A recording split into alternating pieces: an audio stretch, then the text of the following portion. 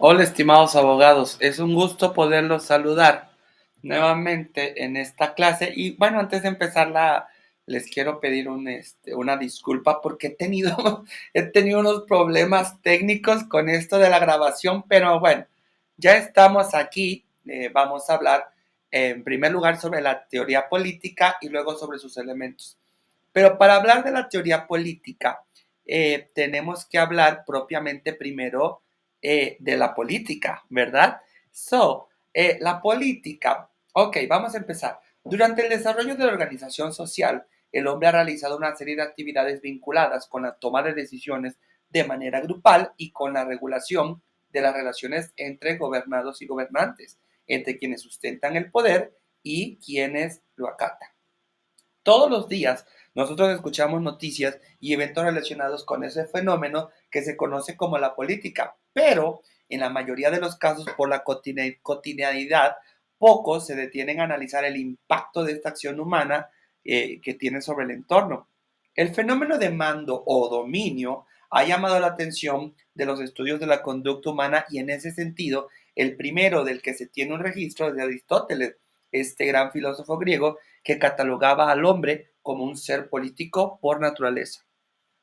El concepto política deriva de la palabra griega polis o políticos, que designa lo referente a la ciudad, al ciudadano o lo civil y público. Los griegos utilizaban el término polis como un vocablo para referirse a la comunidad integrada por un conjunto de hombres que residía en un territorio delimitado que constituían una entidad prácticamente suficiente y se encontraba regida por un gobierno propio. Este primer acercamiento a la palabra política delimita el enfoque a las acciones humanas que tienen que ver con asuntos públicos concernientes a toda colectividad. Autores como Jean-Jacques Rousseau definían por allá de 1762 a la política como la actividad que tiene por objeto regular y coordinar la vida social por medio de una función de orden, defensa y justicia para mantener la superación y la cohesión de un grupo social determinado. Por lo tanto, la política también es una actividad humana realizada en un entorno social que tiene como base legitimadora su función de ordenamiento en busca del bien común. Es claro que el hecho político se caracteriza por tener sustento en una comunidad humana formada para la obtención del bien más importante de la sociedad, que es el bien común, entrelazados contenidos como gobierno, dirección, poder, autonomía y lucha de poder. La política se desarrolla como una actividad producida y reproducida por la colectividad, en tanto que la sociedad es el fruto de la capacidad organizativa de los individuos y del conjunto de relaciones humanas basadas en la capacidad de intercomunicarse para lograr fines comunes. Así, las sociedades es el ámbito natural de la política y se constituye como el conjunto de fenómenos sociales que se caracterizan por las relaciones de poder, influencia, gobierno y dirección del grupo social. Eh, y vamos a entender con esto que en la política se pueden establecer dos niveles de análisis. La micropolítica, que es la relativa a las relaciones interindividuales, y la macropolítica, en las que no existe contacto personal y son por lo general relaciones mediatizadas. La política, así entonces empieza a definir contenidos tales como gobierno, dirección, poder, autonomía, y se considera una acción grupal que se presenta como una constante en la vida cotidiana del hombre. Ahora, propiamente la ciencia política es una disciplina que dentro del marco de las ciencias sociales pretende, a través del modo científico, trascender de la opinión y la descripción de los hechos políticos al conocimiento sistemático. Es rigurosa, explicativa y potencialmente aplicativa, por lo que se considera una ciencia social que desarrolla su campo de estudio tanto en la teoría como en la práctica a partir de la descripción y análisis de sistemas y comportamientos políticos individuales de la sociedad y del Estado, y sus niveles de teorización son el descriptivo, el explicativo y el interpretativo. Por lo tanto, el objeto de la ciencia política es el estudio, la formación, la obtención, ejercicio, distribución y aceptación del poder público, entendiendo por poder público aquel que permite organizar de manera autónoma e independiente una colectividad determinada, la cual en estos tiempos asume la forma en lo que denominamos Estado. Por lo tanto, el principal objeto del estudio de la ciencia política es el Estado. Es una ciencia en la medida que describe, interpreta y critica el fenómeno político estatal, el gobierno y lo político, propiamente la política y el poder, para lo que utiliza un método determinado.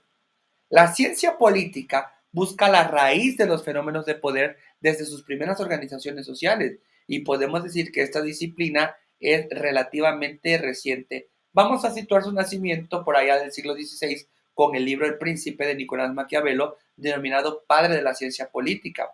El término de ciencia política fue acuñado en 1880 por Herbert Baxter Adams, que era profesor de la Universidad Johns Hopkins. Antes de dicho periodo, se asociaba al estudio de la jurisprudencia y la filosofía política. La función crítica de la ciencia política debe de ocuparse del ser social sin ocuparse del deber ser, dejando esta última actividad para los filósofos políticos. Así, al teorizar, los politólogos realizan la explicación de los fenómenos observables sin efectuar ningún juicio valorativo, buscando las causas, orígenes, interacciones recíprocas de los hechos políticos. En este sentido, Friedrich Carr distingue tres clases de teoría: la morfológica, que es de estructura; la genética, que es origen de los fenómenos; y las operativas, que son funcionales. Para autores como Heller, la ciencia política tiene como objetivo central la descripción de la organización y división del poder político en sus relaciones con la naturaleza, la cultura y el orden jurídico del Estado o en varios estados semejantes. En general, en sus manifestaciones académico-institucionales, la ciencia política ha cumplido un doble rol: como ciencia auxiliar de los gobernantes y como ciencia crítica respecto de la política práctica. Vale, ahora vamos a entrar a las ciencias políticas, es decir, la ciencia política y sus disciplinas, es decir, qué relaciones tiene con otras disciplinas. La ciencia política es una disciplina que tiene una amplia relación con las diversas ciencias sociales y arroja concordancias que en ocasiones las lleva a ocuparse y conocer de temas considerados como exclusivos de estas áreas de conocimiento, por lo que al estudiar la actividad humana relacionada, que es considerado como exclusivo, eh, re- por cuestiones de política y de poder, el politólogo, bueno, ustedes son abogados, pero también pueden ser politólogos, no puede y ni debe dejar de lado los conocimientos de la sociología, jurisprudencia, historia, economía, filosofía, administración, estadística, política internacional, psicología social, entre otras. Un ejemplo lo encontramos en la amplia relación de la ciencia política con la ciencia jurídica, debiendo reconocer en la ciencia política al Estado como el principal objeto de estudio, ¿vale? Que ya les había dicho. Existe un conjunto de disciplinas científicas auxiliares básicas para el conocimiento del fenómeno político, y entre ellas destacan tres: la filosofía política, la historia política y la ciencia filosófico-histórica de la política o la ciencia crítica del Estado, que les voy a dejar una pequeña tarea para que la puedan realizar. ¿Ok? Bueno, con esto terminamos la parte de la unidad primera para entender lo que es la ciencia política, y ahora vamos a entrar a hablar de los elementos de la teoría política. ¿Ok? Y empezamos con el elemento de la teoría política. Para empezar con los elementos de la teoría política, de la ciencia política, tenemos que empezar con el elemento del orden social. Si el hecho político se construye en comunidad, entonces la sociedad se ubica como el medio natural en el que se desarrolla la actividad política. Desde el inicio de la historia de la humanidad, el hombre se ha desarrollado como parte de una comunidad y es por lo tanto un hombre social y establece una dialéctica indisoluble hombre-sociedad. Paralelamente al desarrollo de las sociedades humanas, fueron integrándose factores de ordenamiento social, económico y político. En este sentido, se define como orden social a la estructura establecida que crea diferenciaciones jerárquicas y económicas entre los integrantes de la sociedad. En la mayoría de los casos, el orden social es generado por el establecimiento de relaciones políticas de mando y obediencia que evidencian la existencia de un poder en nombre de una finalidad social, que es la convivencia armónica entre hombres. En otras palabras, el orden social significa un tipo particular de ordenamiento, ¿ok? Y el orden social deben de saber que no es estático ni tampoco eh, eh, que pueda estar de una vez definido para siempre. Es decir, el orden social es dinámico, pero también debemos entender que su movimiento no es anárquico, tiene una dirección y tiene un sentido, parcialmente afín con los imperativos del orden vigente. Y por ende, la estabilidad social no es inmovilidad, sino equilibrio de fuerzas. Es producto de la capacidad del orden para integrar a su seno las fuerzas que tratan de renovarlo. Eh, por lo tanto, o por último, no se debe de dejar a un lado el concepto de clase y lucha de clases. El concepto de clases es fundamental en los estudios sociológicos sobre la estratificación social, ya sea marxista o no marxista, ¿eh? El término sirve para que califiquemos a un grupo de individuos por su situación económica o social, ¿ok? La sociedad, ya para sintetizar este primer elemento que es orden social, la sociedad y el orden social son productos de la capacidad de relaciones humanas, pero también de la actividad política que le corresponde a la vez, que es el ámbito natural para desarrollar la actuación política del hombre, se genera la sociedad y el orden social, y a la vez son productos de un hombre de un orden preestablecido al momento de nacer. Ahora, viene otro elemento que es poder y participación. Si se toma la definición clásica del diccionario, se puede encontrar que el poder está definido como el dominio, imperio, facultad y jurisdicción que dispone el individuo para mandar o ejecutar, o también lo vamos a encontrar como la capacidad de imponer la propia voluntad sobre otros.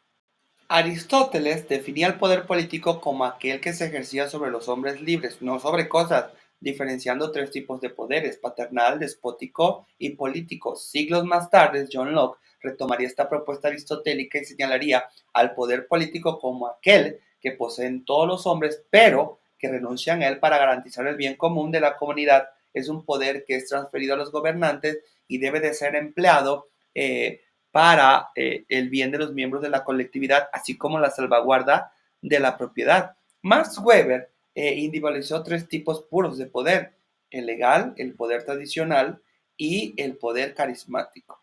Resumiendo, poder es la capacidad de una persona o un grupo para determinar, condicionar, dirigir o inducir la conducta de otros y por lo tanto conlleva a términos como poderío, mando, influencia, autoridad y legitimidad.